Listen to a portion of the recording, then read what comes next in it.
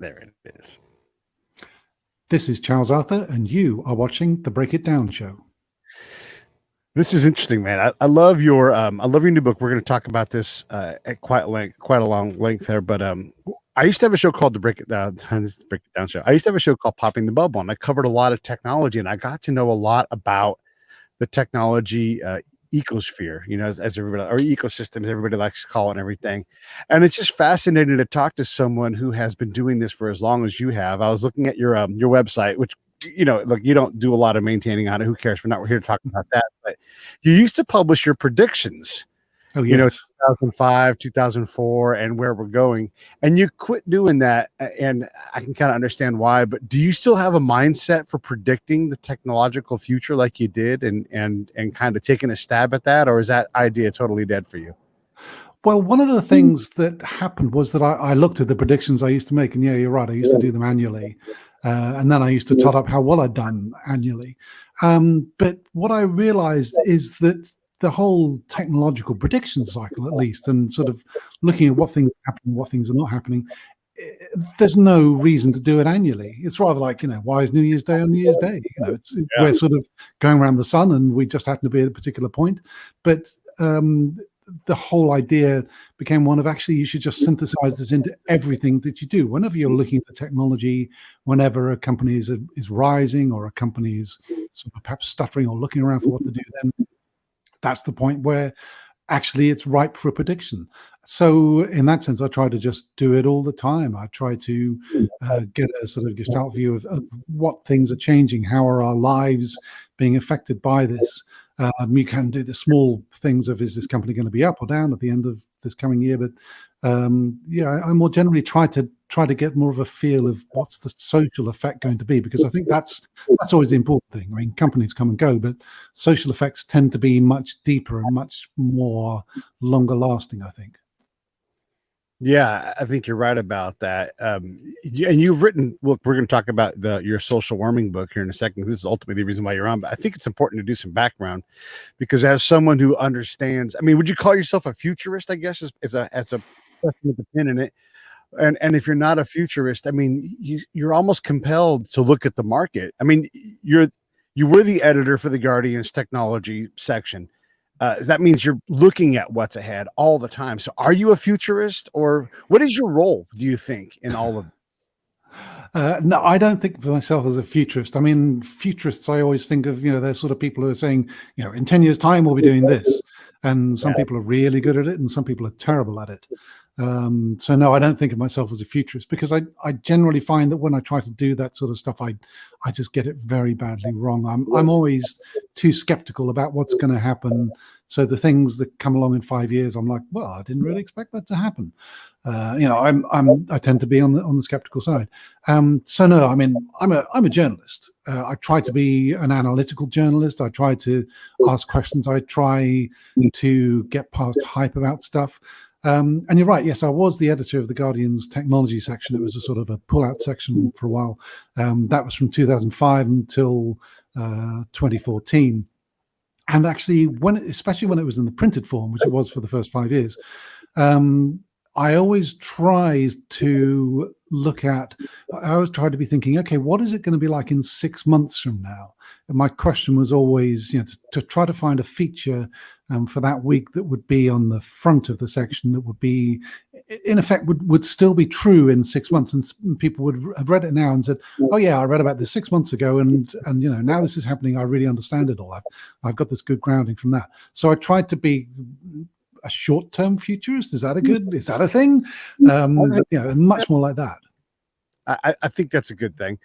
The other thing about being a sort of a quasi-futurist is, when I think about these things, I try to think whatever I think is possible is impossible to understand. Like my future self will look, my current self can't see what my future self will see. So I always try to take whatever I think is going to happen and I just shove it way further out there, because who cares if you're wrong? You're taking a stab at something we can't know. I mean, 2000 to now, 2021 we would never have guessed this. We would have guessed that a robot would help us develop an mRNA sequenced vaccine that would largely solve our problems And yet we would hate it so much that a lot of us, massive percentages of us, would not even take this answer. So they have this robot that can go beep, here is the answer. And then we would give out the answer and people would be like, I don't like that. Like we would never predict that. That's true. Though, I mean, it's interesting you choose 2000. I mean, yeah, if you think about it, the end of what people thought the world would be like at the end of 2000 and how it actually was at the end of 2001 are pretty much as different as what people thought, the world was looking like at the end of 2019 and how it looked like at the end of 2020. And those are big things which, was technology a big part of that? I'm not so sure. I mean, it went along for the ride, but in between 2000 and 2001, you have the 9/11 attacks, and in between 2019, 2020, you have COVID. So these things can come out of nowhere, and trying to be a futurist in that respect, you would have been completely flummoxed by that. You've written very recently on Medium, and I'll put your Medium link on here in a second, but you've written in Medium about the future of EVs and how countries, especially the UK, are trying to go completely UV or EV. I know here in America, we're talking about it and we're acting like we want to do it, but let's be honest, we're a little schizophrenic. So we'll change our mind tomorrow and not do it. But this means significant changes in what's possible. And I know my neighbor, and I want to have his company on the show soon. They're one of the companies that's working on the carbon, let's say the fuel cell problem. So they have hydrogen fuel stations that will basically park at an existing gas station. You would buy your franchise, and then you would be able to bring your fuel cell car up, fuel it, and then drive off, which, I mean, if we times that by 10,000, at some point, we've got enough of these fueling stations to provision fuel cell cars indefinitely, and so this is a reality. Again, not a reality 10 years ago. We were trying to figure out how to even get people to accept driving a fuel cell car. So when you look at EVs and where we're going, what do you see? I mean, you've done so much of this for so long. A lot of the EV fight is over, but there's also still a lot left to do. So what do you see? With EVs, the problem is always the pricing signals. How do you price stuff? That actually drives a lot of consumer behavior. It drives business behavior. It often drives business behavior before it drives consumers, because businesses look at this stuff in cold hard cash and they say, okay, this is more expensive to run, this is cheaper to run, so we'll do that. Whereas consumers tend to be, I just really like this car. And it's really hard to persuade people that the EV costs you 1/3 per mile to run that the petrol one does. So with EVs, it's all about how you create the incentives, and I think the US hasn't quite grasped the fact that it has to make the incentives for driving EVs big, but it also has to make the disincentives for driving petrol cars big. You've got to have a fuel tax that actually makes people think, whoa, maybe actually these EVs are a good idea, because it's cheap. It's with solar panels, it's basically free. So for example, I was on Twitter recently. I was talking to someone who was telling me that in France it costs something like 39,000 euros, which is about the equivalent in dollars to register a new car. And I said, okay, so does that mean the second-hand car market is incredibly busy? He says, actually, no, people hang on to their cars for a long time, but then you've got strict pollution limits, so you can't have a polluting car. So, people have to make careful choices. And France is a pretty big country. So with EVs, it's not about, is the technology ready? The technology has actually been ready for ages. It's about, is the way that you price things going to make people change their buying decisions, change their behavior? And that's actually the thing that's really hard to do, really, really hard to do, because taxing fuel is politically unpopular. Any politician who does that, then the next time there's an election, which will be in a couple of years, because it always seems to be in a couple of years in the US, their opponent will say, well, I'm going to reduce taxes on fuel, and everyone will go, yay, it's going to be, everything's cheaper. But the trouble is that that's short-term thinking. It's not thinking about, well, what's actually best for the planet. I'm reading a book at the moment called The Ministry for the Future by Kim Scott Robinson, which is looking at, what happens to the planet when things start to go bad. And he sets it about sort of 2025 onwards. And it starts out with a gigantic heat wave in India, which kills 200 million people. But he said recently in an article, he said, actually, a lot of these things are happening sooner. And he points to the Pacific Northwest heat wave. And he says, if stuff like that keeps on happening, then, you could get calamities. So, yeah, this is a very long-winded way of answering your EV question. But, the thing is, you've got to make all these changes in order to forestall the really bad future where, you'll be happy if you can drive anywhere. I swear we're going to talk about your new book in a second, but I think all of this stuff, it all blends into this, right? Because, so one of the problems with EVs is that, at least in this country, people are absolute diehard multi-generational Ford families, or, look, I'm not going to do that. And then the one kid is a Chevy kid, and then that's it. There is no other option for vehicles. And then you're like, but the Ford, and I'm picking Ford, whatever. But the Ford EV is simply, it's not a Tesla, which is, one of the best cars ever made, right? So we have this problem. That's one thing. And that kind of goes to the social media part of this and affect, and how do you create affect? But what do you think about, so I had a guy on the show who's also a technology guy, and he was talking about the pollution from like the top 20 shipping ships that bring things from fill in the blank country, like is exponentially bigger than anything that we as humans can do ourselves with our cars. Like it's nothing. And these things take off from port all the time. And are they going to do tri-bred or quad-bred technology to get it's all in moving the load. Once they get the load moving, it's somewhat manageable. And then the viable, I've had Dr. Stephen Running on, who's a climatologist. He won the Nobel Peace Prize the year that Al Gore did. And I ask him these questions all the time, like, how much carbon can we have in the air? Like we say, global climate change. Yeah, but what does that mean? He's like, how about 400 parts per million? If we can manage that, we can process that. Let's continue to use less coal. Let's get to no coal. And he gives realistic things. And I'm like, what about the full cost, the full like cradle to grave cost of an EV versus, petrochemical powered vehicles? And he's like, we just don't know the answer to this. And it could be that they are even, and it could be that we're surprised that if we continue to put efficiency into petrochemical powered cars, that they outperform the battery powered cars. So what are your thoughts on these like bigger, more strategic questions?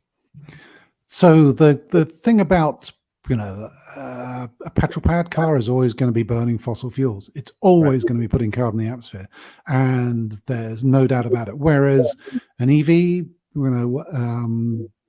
pretty much the same sort of components as a petrol car, except you can, in theory, fuel it, so to speak, with energy that you just get from solar cells or wind or hydro or any of those sorts of purely renewables. And in the UK, for example, roughly 2/3 of our electricity comes from renewables or nuclear, and that number is going up all the time. So it's difficult. The thing that you said about the shipping, the ships and the pollution from them, it sort of gets to be the sort of the politics of despair, which is like, nothing we can do is going to make any difference.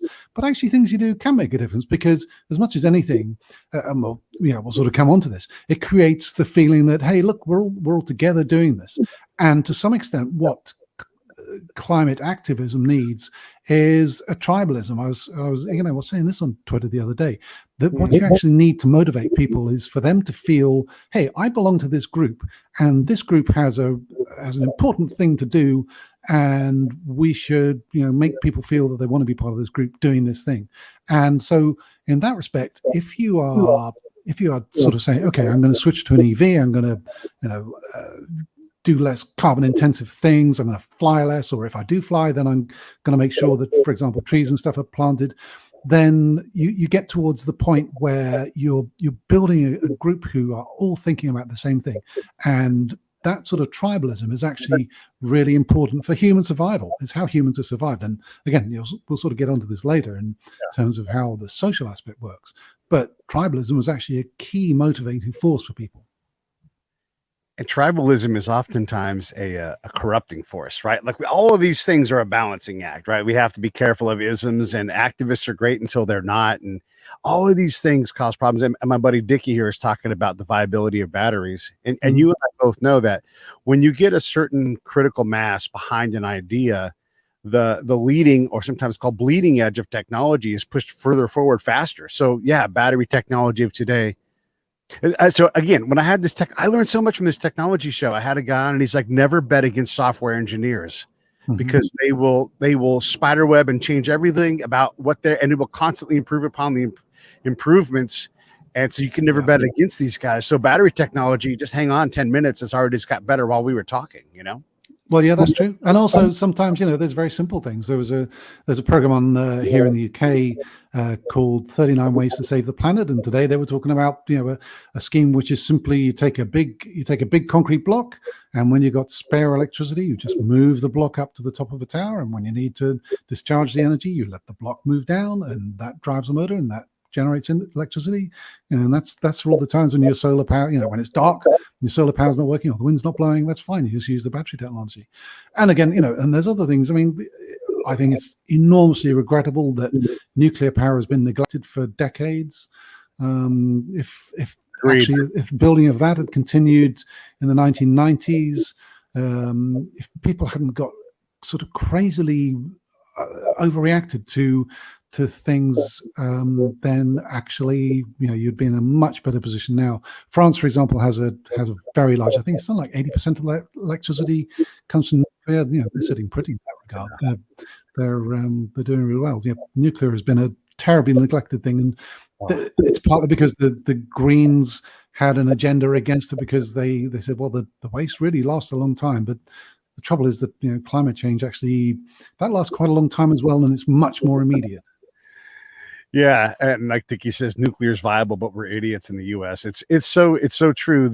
And the technology to employ nuclear has gotten a lot better. And if there is a energy miracle, and it's not petrochemicals, which it is, the problem being the waste, the next thing in line is nuclear. It's incredible that we have this powerful resource that can do it all. All right, but you're not here to talk about that, and I appreciate you indulging that, because I think at a lot of times we have these conversations, we can't even have the conversation because of the social warming, as you put it. Your book is called Social Warming: The Dangerous and Polarizing Effects of Social Media.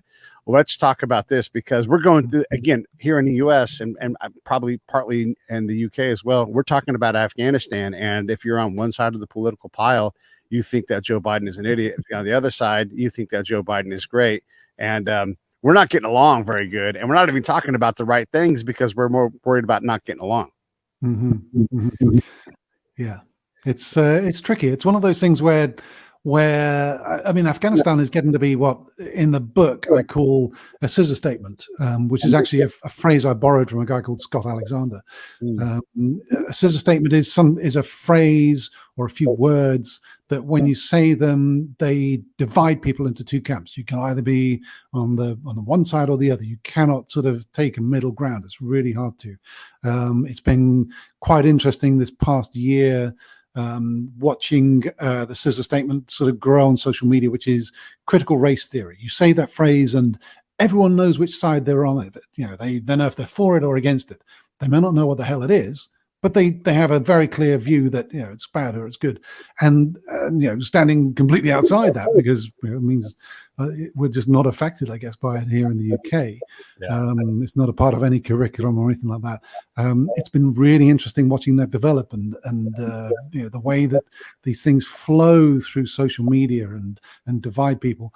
Afghanistan is getting the same sort of way, and I'm sure there'll be some sort of phrase that'll grow up out of this whole situation that will be used to divide people in the same way. There'll be something to do with the Marines who died the other day, or the airlift, or the decision, something like that.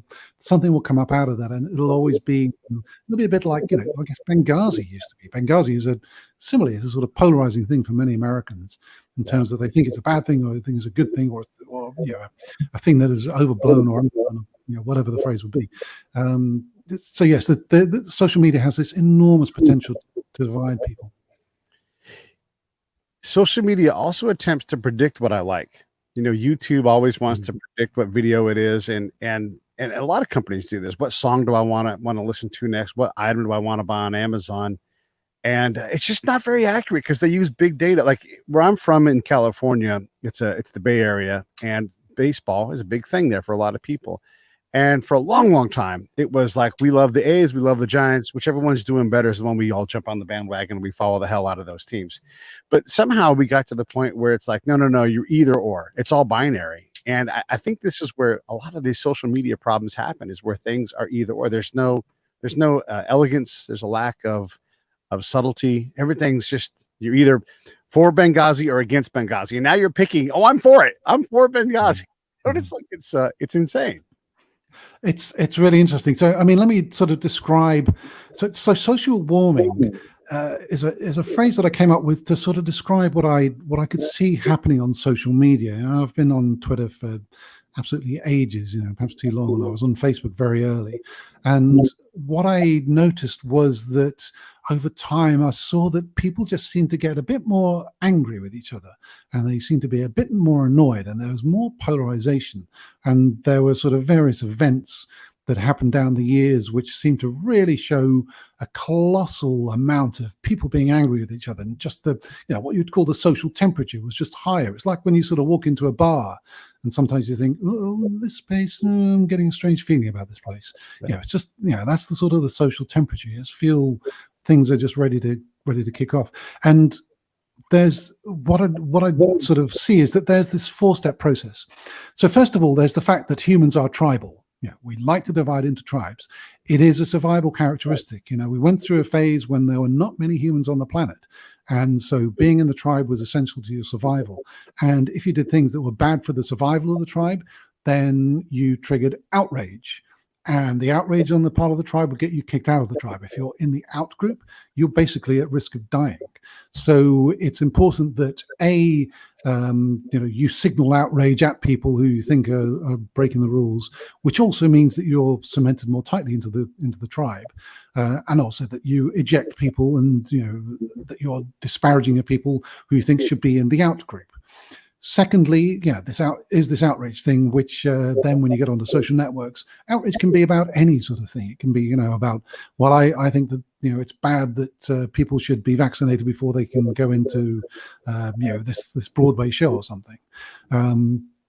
Not very important, perhaps, in the scheme of things, but, people get outraged about it.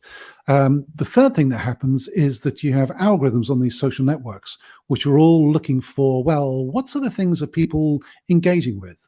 And because of our tribal nature, we find outrage is engaging. It attracts our attention. We tend to amplify it, or we tend to disparage it if we disagree with it because we're in the other tribe. So the algorithms interpret all this activity around outrage as, quote, engagement. They say, hey, people are pretty interested in this stuff. And so they try to show you more of it, because algorithms are just tuned to, well, what we're trying to do here as algorithms is we're trying to make people stay on our social network for longer. The longer they spend here, the more time they're with us, the less time they're with anyone else, the more adverts we can show them, the more money we make. So, for the algorithms, outrage-driven engagement is great. And the fourth part of this process is about moderation. Is that social networks are pretty lazy about moderation, or they're very indifferent about it, because moderation is difficult. Moderation takes humans to do it well and to do it accurately, and also moderation tends to mean that you're going to have you're going to be dampening down the engagement. And if you dampen down the engagement, people might say, well, this place is pretty boring, I'm going to go somewhere else. So you have this 4-stage thing. You have the tribalism, the outrage, the algorithms, and the moderation, or the lack of it. And that process is what gives you social warming, and it just keeps on driving, keeps on going. And that's the process that I'm describing in the book. How do we put some water into our nuclear social queue? I mean, to take the analogy of the nuclear reactor, but how do we cool people off? I mean, it's infectious. I've built some pretty good. Look, we're both probably roughly the same age. We remember, like, when we first learned we could text in the middle of the night, and we're like, I'm drunk, I'm going to text this girl. We started drunk texting and sending pictures of penises and boobs and all that stuff. And you're like, wait a second, that's not how people act. And then you learn to moderate yourself. Are we going to be able to moderate this? I mean, it's designed to, look, there's a lot of people, but Tristan, I can't remember his last name, but Tristan talks about like, we're designing this stuff to make this dopamine hit come, and we're getting you addicted to it. I'm desperate to get pissed off about Afghanistan. I've got every right to, not my president, all these things. Are we going to be able to cool this down, or is this warming going to keep on happening until it turns into some kind of significant conflict? Yes, Tristan Harris is the guy you're thinking about. Thinking about it. So the idea of a moderator, rather like putting water in the nuclear reactor is interesting. I mean, the thing that does is it absorbs neutrons. It slows stuff down. I mean, I use the allegory or the analogy of social warming, the metaphor of social warming, because I think it is one of these things where you think, well, the little thing I'm doing, that's not going to make much difference. It's everyone else, they're the problem. And actually, it's all of us. We're all the problem. And I think that you have to start, the first step is actually just recognizing it. It's recognizing the outrage. It's recognizing your own tribalism and your own desire for outrage. We do this stuff of being outraged because it sort of makes us feel good. It makes us and it identifies our tribe for us. They see the thing, and if they agree with us, then they say, yeah, right on, Pete. You tell them. And so you have to recognize these impulses in yourself. And I mean, I spend days on Twitter, and I sort of look at things and I go, oh, look, there's an outrage tweet. Oh yeah, there's another outrage tweet. I mean, today I went on Twitter and I opened it up and someone was there talking about something about an organization had withdrawn sponsorship from something or other, and they were outraged and they did this long, incredibly angry thread. And I looked at it and I thought, yeah, but you don't actually know why they took the money away, do you? You haven't actually looked at why it is. You've just sort of assumed all these things. I thought, this is just pure outrage for the sake of it, to sort of rally your troops. It's not going to make any difference to the organization because you haven't asked them. It's just purely performative. So you have to, if you recognize this stuff, then you can start to make a difference. You can do it at the personal level. Rather like I said, about EVs. It's recognizing when these things are happening and not letting the algorithms take over and drive you in this way. And I think that's actually the biggest way that you can start to make a difference is by resisting these impulses. Try to get beyond the tribal. We're not quite at the sort of stage where there's only 30,000 or whatever humans on the planet. It's actually sort of less important. It's possible that for Afghanistan that Joe Biden was left with a crummy hand and he played it about as best he could. That's one possibility. And people who say otherwise, maybe they're right as well. History is one of these things where it takes a long time to come clear, and often the desire to write history on day 2 of whatever event has happened is so strong, but also so wrong. That's what we have to get past. Yeah, and maybe Joe Biden played the hand as best he could, and that's just not good enough. Like, he's just not capable, right? Like, there's all these different things that can be the truth. I sort of look at a lot of the social media companies as paint stores, and then like I've met these guys, I've talked to them. They want better things, whether they're egalitarians or they're freedom loving people, whatever it is, they want the right things to happen.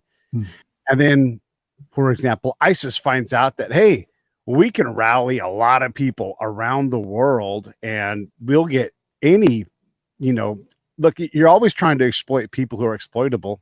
Well, here we go. We got a bunch of people who are ready to be in a rage, and you can literally recruit someone you've never met, never interacted with, and then bam, you've got this operator who's in whatever city doing whatever thing you want to advance your political means. It's incredible.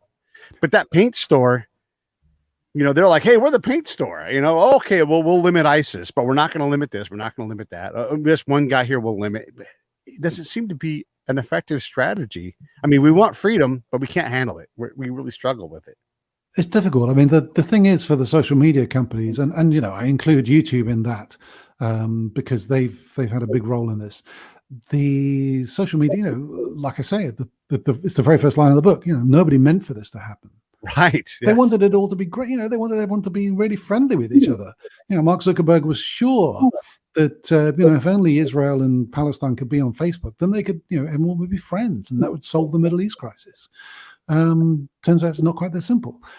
So the complexities get beyond them as well. So there was a stage, for example, when Facebook and to some extent this is still true. Facebook has algorithms which try to get people to join groups. It says, hey, you've got these interests and these interests, you've got, sort of live in this sort of area.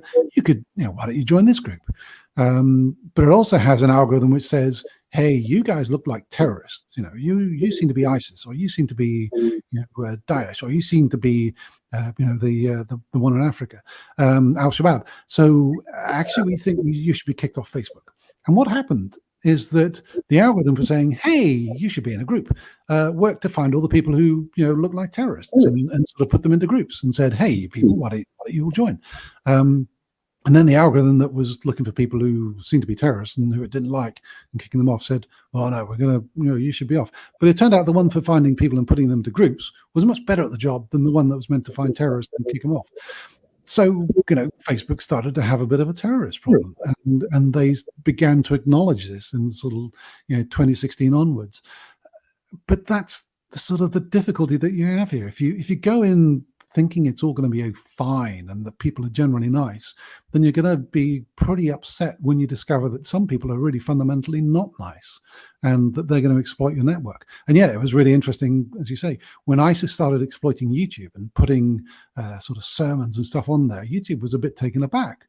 Especially by the fact that people would find that they'd be recommended these things. People who are into Islamic scholarship, who would sort of take them further and further down this rabbit hole until they'd end up on sort of, the bottom level with ISIS. And that became a problem. You couldn't quite say that they've been radicalized by YouTube, but you could sort of say, yeah, but this has given you a pretty good escalator downwards. And acknowledging those problems would to some extent mean acknowledging a fundamental difficulty with social networks, which is that they can bring out the best in people, but they can also bring out the worst. And if you're trying to stop the worst things happening, then you have to really keep a tight handle on it. And that's the moderation step, which is where they're really bad at the job. So, a guy called Donny O'Sullivan, who's a correspondent for CNBC, pointed out the other day, he said, isn't it weird that the Taliban are on Twitter, yet Donald Trump was banned from it? Yeah. And there's not any good answer to that, to be honest. There is not. Oh my God. Yeah. Well, because, when you declare that you are the purveyor of all things holy and right and correct, like just as an example, and I'm going to hit YouTube right on the head here because, well, they deserve it. They're more concerned about what I describe my genitalia as and then whose genitalia I desire than they are about my success. Mm-hmm. They'll limit the monetization of a show because it's politically uncomfortable for them, and they don't have someone qualified to even listen to this thing. So, and like this show might be demonetized, whatever. I have no control over that. What a terrible business partner. And then all I'm trying to do is have reasonable conversations. But if I'm not in some kind of out group, or if I don't project that, then I'm somehow. Like, that's not how you moderate things. That's not how you build community. That's how you build disunity. Mm-hmm. I would say, at least it's a very blunt sort of blunt way of doing it. It's very everything looks like a nail, and we've got a great hammer here. Yeah. We want to be inclusive. Be included. Mm-hmm. You're like, gosh, I kind of don't feel included right now. In the social media sphere too. Let's pick on Twitter for a second. Me and Twitter, we broke up. Okay. I have an active I made a joke. I made a joke, Charles, and it wasn't even initially a bad joke or good joke, but they said I incited violence, which is absolutely preposterous because one, it's a joke. Two, it's about people that have been dead for 170 years, right? So at some point we have to get a hold of ourselves. So and my appeal is hung up in appeal heaven. It's not gone anywhere in months, right? And I'm fine with it. Again, we broke up. We're good with that. But this is the other thing is like you can't be the moderator of people and try to improve things if you're this monolithic structure with no doors at the bottom. Like if I knew someone at Twitter, if I cared to reach out and get to know someone, maybe then they would consider my case and they'd say, oh, sorry, our mistake, right? But they're not inclined to do that. They don't list phone numbers. When you call people, you don't get through. And so you have this very dumb organization that is purposefully avoiding the engagement, the negative engagement it creates through its flawed techniques and approaches. The huge difficulty, though, is that it cleaves to the whole Silicon Valley model of how are you going to make money, which Yeah. is you start off small with a few people, and you throw a whole lot of servers at it, and you get big still with a few people. And that's the model for how to get rich, basically, in Silicon Valley. And with social networks, it was a really hot time from sort of 2004 to about 2010 or so. And the whole model of have a few people, stick a lot of servers in, don't worry about it much beyond that. That worked really well for him. And then, of course, once you get to the stage that Twitter's at, where you've got 300 million people using it around the world, then it gets quite difficult doing the customer service. I mean, you get the same if you had a problem. You could be hanging on for Google for a long time trying to get them to answer your query. They've only got 1 billion users of Gmail, so if you've got a problem with Gmail, could be your call is valuable to us. You're number 1,575,000 in the queue. It's difficult, but that is why they then rely on algorithms, and then the algorithms go a bit screwy because the algorithms are fighting each other because one's cleaning up and one is making a mess, and the outcome is that you get the social warming effect. You get the difficulty where it's just no one seems to quite be in control of it, and it all seems to be running away, and that's the runaway effect that I think worries us, that concerns us. Yeah. And in the book, I do suggest that one way to control it, which isn't sort of available in global warming, but is for, at least for the social networks, is you mandate that they have to be no bigger than a certain size. You say no bigger than 250 million. For Facebook, that would cover the US and Canada pretty handily. If they want to be in Europe as well, they've got to set up a completely separate company, which doesn't you can't befriend across the Atlantic or whatever, and you have a strict one in, one out sort of policy. So if someone deletes their account, then fine, someone else gets to join, and you do it like that. Because the problem that you see with Facebook, particularly because of its size, 2 billion, 3 billion, whatever it is this week, is that as with all social networks, the problems as the social network grows arithmetically in size, the problems that you have grow geometrically. So if you imagine that you had a group of 100 people, so you have a certain number of interactions, but when you get up to 200 people, then suddenly the number of interactions has increased by fourfold. You've doubled it, but they can all interact with each other, and you get more complex interactions. And that's even if you're just doing one-to-one. If you get one-to-many interactions, then things just start to go mad. So your moderation problem has grown so much more quickly than the social network has grown, but none of them actually, react to this. They don't say, okay, we've really got to scale up our moderation, because they're all thinking about the bottom line, about making more money and not hiring moderators. So the difficulties that you get, quite besides the natural problems that you have with any sort of social network, those problems scale up and they start to get out of hand really fast. Yeah. One of the things too that we've seen that's a problem, and I don't mind being square on this because these companies need to figure this out, but Patreon is like the home of podcasters and musicians and artists of all kinds. And I've for a long time been very hard on them, because ultimately what they do is they take everybody's audience to their market and they say, hey, we are able to gather an audience. We'd like to monetize this. And someone says, yeah, here's $40 million. Here's a round of funding. Go out and continue to improve and do these things. But that takes and puts a barrier between me and my audience. You're going to promote what gets you audience. And so if it's a podcast, like the top 20 podcasts on Patreon, they make some pretty decent money. You look at it and you're like, actually 20 is about as good as they can do, but then they'll change the rules and they'll say, oh, hold on, new rules. This happened just for OnlyFans just this week. Like, hey, no more porn. And everybody's like, hey, by the way, this is how we all make our money. Like, oh, never mind. Yeah. And so we have all these things where someone is trying to be my business partner, but they don't act like a business partner. They act like a dick who wants to control things and make decisions for me and my audience that I build. What gives these social media companies the right to do that and to think that that's okay? I mean, Apple is a terrible business partner for a podcaster. They don't provide effective ways to monetize. I promise they monetize. They don't give you any feedback. They don't interact in a way that makes sense like a partner. So what gives them the right to do that? And how do they get off doing that? That's, I guess, my question. What gives them the right to do that? I'm not sure anything gives them the right. It's more, if you want to, if you want to play the game, this is my ball sort of thing, isn't it? I mean, there is Patreon, but like you said, there's OnlyFans, there's other places where you can monetize. There's sort of Substack. I mean, Spotify lets people monetize podcasts. I'm not sure Apple actually does make any money out of podcasts. I mean, I think actually that they've recently introduced the subscription thing, but it's pretty difficult to make it work, and people have been sort of tinkering with it like it's a sort of real vintage car going, I don't know where this pod goes, I'm not sure how this fits together.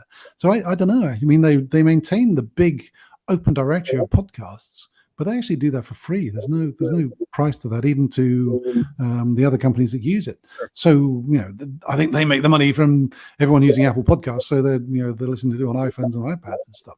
Right. That's how they make their money, through, as it always has been, through selling the products. But yeah, I mean, the difficulty with these things is always, who gives them the right? It's sort of, it's like, well, they provided you the field on which to play the game. So if they say you can't be on the field, then that's sort of tough noogie, isn't it? So you can either go and sort of create your own field somewhere else and see how many players you can get on, or else you got to sort of suck it up. I know Parler was just about killed, and maybe probably are still like a zombie of a company, but who's doing this right? Like, who is doing the social media thing where you're like, this is ahead of the curve? That is a really good question. I mean, which companies sort of don't do social warming? I mean, I think LinkedIn actually doesn't seem to have any effects like that I've really noticed. Instagram would be interesting. Instagram would almost fit this, except that Instagram, because you can't retweet stuff on Instagram, you can't amplify it yourself on Instagram, but it does do algorithmic amplification. And the trouble with that is that you can, you get young girls, for example, who start looking at sort of suicidal thought stuff, and that all gets amplified back to them. And that really reinforces it. So they're not doing it right. They sort of went through a period when they were doing it right, but they've sort of gone away from that. They've gone away from doing it well. So in terms of who's doing it well, who's doing it right, it may be that it's almost sort of not a social network at all, that it's some little forum somewhere, because those still exist, little specialist forums dotted around the net. They don't have algorithmic things which say, hey, you should really be looking at this. They're just sort of like lists of here are posts that people have put up, do you want to post on it? I mean, in that sense, Reddit, I've never thought of Reddit as a social network, but Reddit sort of does that. It doesn't amplify stuff. It just says, here's a subject. Are you interested? Do you want to contribute? Do you just want to lurk? It's always when the algorithm gets involved, that's when the trouble really starts. Mm-hmm. Although, you don't have to have an algorithm for things to go badly wrong. In the book I write about WhatsApp, there's no algorithmic work on WhatsApp. It's purely messaging between people. But the difficulty is that people can start to spread stuff that is rank untrue, and it will go viral, because the thing about untrue stuff is that it goes viral much more easily than true stuff. Mm-hmm. And the weird thing about this is that that's because untrue stuff can be tweaked so that it just fits into your little prejudices. It hits the little notes that the tribe wants to hear. Whereas the truth is often much more nuanced. You don't want to hear this sort of stuff like, well, Biden got a really difficult hand, but possibly they screwed up the thing, and they had bad intelligence about how fast the Taliban would be in Kabul. That's really, don't tell me stuff which disappoints me and makes me think that this person did a bad thing or this person did a good thing when I want to think they did a good or a bad thing. Don't upset my world. Give me the fake stuff, because that just fits into it much more neatly, and that's why that stuff goes viral. And on WhatsApp, it's there's example after example in India, in Brazil, in all sorts of countries where stuff on WhatsApp just creates more problems than you would ever expect. Yeah, and you're right. We also have that craving for a meme length article, and then everything's packed in there for us, and it confirms whatever we're thinking. Whereas like a more nuanced conversation like this is not as palatable. Like the conversation before I had was on Afghanistan with the guy that helped plan the whole thing and understands the logistics because he's done it at the highest level. And he's like, understand all of these things, and you're like, damn it. All this forces me to rethink everything, because it turns out most people are trying their best, especially in a place like Afghanistan. Most people are trying their best to do what they think is the right thing in that moment.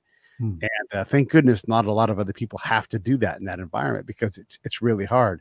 But a meme doesn't capture that. And a meme doesn't allow me to be mad at Joe Biden. Or, I mean, a nuanced conversation doesn't just revolve around Joe Biden. We have to do other things that force us to do it. Here's the thing that struck me. So I recently spent just about a month on the road in several different road trips, camping, that kind of thing. And as I drove around my big, beautiful country, I saw the wonders and the beauty that's out there. I mean, I don't know if you've been to the US, but it's a big, gigantic place. And there's so much natural beauty that we haven't managed to ruin yet. And it's wonderful to see that. And then the people you interact with.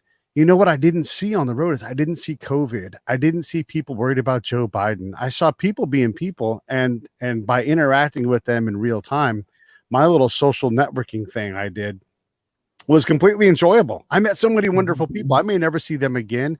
Maybe we connect on social media, but actual face-to-face social media, without an algorithm directing me with just me and my truck and who is this person at this gas station? Oh, it's marvelous. It was wonderful. I didn't see all the hate. I didn't see all the rancor. I didn't care what the person's political position was. I didn't assign them one upon looking at them. I talked to people. Is it possible to replicate that with a robot, with an algorithm? I guess what you're really looking for there is a sort of serendipity algorithm, isn't it? It's the sort of the happy accident sort of thing, where you just pop in and you interact with someone. I mean, the difficulty is always that the internet scrapes away so many useful layers of our personal interaction. And that's another thing that, makes it so difficult on social networks. With Twitter, 280 characters. How much can you really get into there? I mean, even if you're just writing all the time, it's really difficult to get, your whole personality across. And anyway, you want to hold some things back. There are things about yourself that you just don't put on there. Yeah, same with Facebook. I mean, and you get people who you feel are just oversharing on Facebook. Are they sort of trying to give you all of themselves, or are they actually just sort of giving you too much? Those are the sorts of difficult things that happen. But yeah, it's so you only have to look at the way that the internet effectively destroys sarcasm. People have to sort of say, yeah, I'm just kidding, to see that it's, in that sense, it's quite a low bandwidth thing. Even though you might be doing it on video, it's very hard to read nuance. But when you're doing it in real life, then you get all you see all the subtle signals, all the body language, the way when you step out of your car, how someone looks at you, how they stand, all those little subtle things that you're not aware that you're actually responding to, and yet they're reading you, you're reading them. It's a very different thing from looking at 280 characters of text on a white background. What if a technology company built their algorithmic robot and allowed us to tweak it? So I'm like, how about let's take wisdom and let's crank it to 12, because my wisdom dial goes to 12, and my petty bullshit thing goes back to 0, and this is how I want to dial it in, and then let me tune.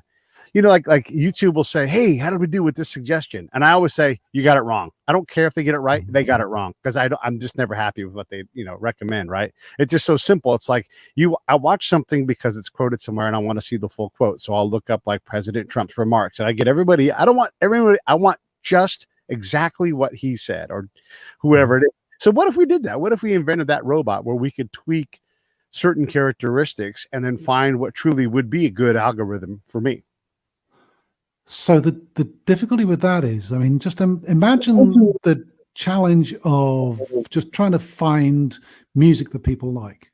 Yeah. Okay. I mean, you imagine music. Music is, I mean, think of a two-dimensional graph, then think of having 3 dimensions.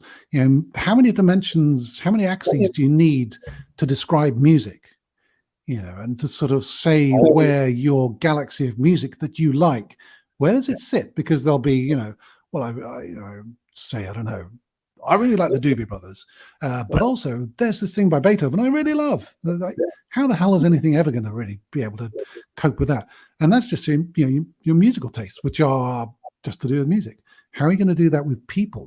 That gets really complicated, and that's to some extent is why we, in our friendship groups, we'll have people who actually we might not get on with if we were on social media with. If we only saw them through social media, we might think they're a bit of a jerk or something. But actually, in your friendship group, they're great. You get on perfectly with them because they sort of dial back those elements that would be dickish online, and they dial up the things that make them attractive as people.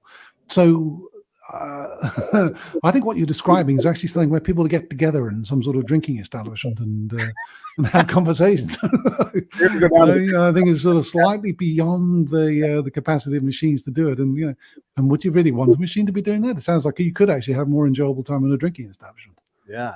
Well, and I think that there's something to be said for that. Where I just had a meeting with someone I respect, and we're always trying to figure out how to help my business along. And he was like, what if you just did 10 posts and 10 comments on other people's threads on Instagram? And I'm like, but I don't want to be on Instagram any more than like 5 minutes a day tops. And I just don't enjoy it. It might be a path for somebody, but I'm not a 19-year-old big boobed fitness model,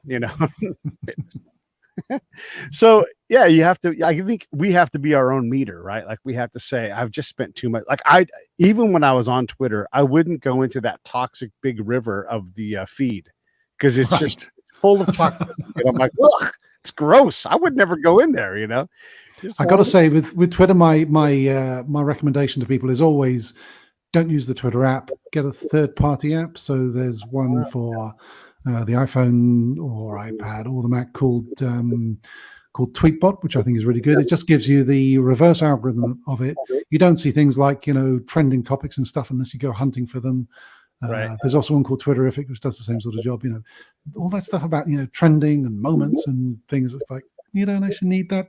Just give it the reverse chronological, because that's the sort of stuff you really want. You just want to know what's the latest thing that's happening. You don't want to have, you should look at this tweet. It's been, it happened while you're away. If it happened while you're away, well, that's tough. That's just missed. It's gone past in the river. Yeah. And this, people often say like the 24-hour news cycle, that's precious. That was like 25 years ago. It's this instantaneous news cycle that's really, we're not built to withstand that much negative input, and to just get that much. And I often ask people, because I do this show, I get to talk to a lot of wonderful people, some comedians, some authors, some other, all these people. And what we always get to is like, how do we gather joy? It's easy to gather outrage. We talk about this for an hour, but like, when was the last time you were just like exploding, overwhelmed with joy? And then keep track of those moments and share those on the internet, or don't keep them for yourself. But we lose track of how to moderate our own behavior on these things, because we do get, this is the addiction side of it, right? Yes, it very much is. It can be likened to, cigarettes and stuff like that. That it sort of feels good to do it. You get a bit of a hit. It sort of fills a little vacant part of your day. It's so these days it used to be that you'd see people outside offices and they'd be on cigarette breaks. Now you see them outside and they're sort of on smartphone breaks, and it's fulfilling the same function. It's just sort of an idle thing for your hands and your mind to do. But it's the sort of dopamine hit of outrage and sort of scrolling and pulling to see what new things come. You're almost always disappointed. You refresh the Twitter feed or whatever, or you refresh Facebook, and you're almost always finding there's not very much there. That's not too interesting. And it's just like being at a one-armed bandit. It's just like being in Vegas, pulling the slots and sort of hoping this time you're going to get something. Damn, it wasn't any good. Yeah. And that's that's the sort of behavior you have to be aware of. It's all this sort of self-awareness of what am I doing? Why am I sitting here and hoping that some great thing is going to happen? For me as a journalist, when I was a full-time journalist at The Guardian, Twitter was actually quite important. Because you were waiting for the next big thing. You were looking to see what stuff was happening. You were trying to contact people, and Twitter was a really good way. I go back so far. I go back to the time when people just had landlines, and the first time people got mobile phones, and you could actually track them down through their mobile phone number. That was revolutionary. But Twitter then sort of brought a whole new thing to it, which is, hey, you can catch these people by just addressing them on their handle. So there's the addictive behavior is again, it's something to be aware of, something to think to yourself, why am I doing? Is this the best use of my time that I actually have? And what else could I be doing with it? Yeah. Just everybody, they can all keep track here. The book is called Social Warming: The Dangerous and Polarizing Effects of Social Media. And man, you know what I would even say is so this is a big thing that I learned while I was in combat zones was the affect always beats the effect. You know, that emotional response to stimuli. And that's really what these companies are doing, but they're not they're managing it like an effect, but really they've got to look at this like an affect, because a lot of what we do is, like you said, we go on that smoke break and it's like, now I get to go after this person and harass them, or you know, like I'm going to try to hurt their feelings as hard as I can right now. You know, you're a libtard, you're a snowflake. How many people have been called an idiot in the last 5 years? Like, it's crazy. We can't call people idiots. And look, if I met you face to face, even if I thought you were an idiot, which I don't, I would never go, you're an idiot, right to your face while you're eating your sandwich, because then you might stand up and punch me, deservedly so, in the mouth. You know, I mean, you call someone a coward, that's a contract, because you just said you're a coward, you're a chicken shit. And you're like, all right, well then let me prove to you not, you know, and then you get punched in the face. Yeah.